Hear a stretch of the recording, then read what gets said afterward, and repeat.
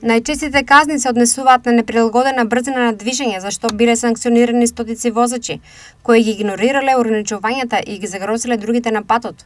Полицијата исто така интервенирала во случаи на неправилно паркирање, кој понатаму останува хроничен проблем во урбаните средини. Стотици возила биле казнати поради непрописно застанување. Особено загрижувачки е што 186 учесници во сообраќајот или речиси 10% биле без дозвола, а 19 пијани, поради што веднаш биле отстранети од улиците и патиштата. Заради неприлагодена брзина на движење изречени беа 447 санкции, за неправилно паркирање 519. Посочуваат од МВР.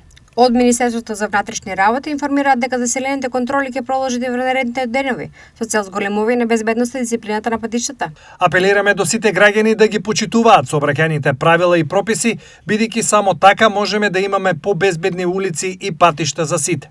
Порачуваат од МВР.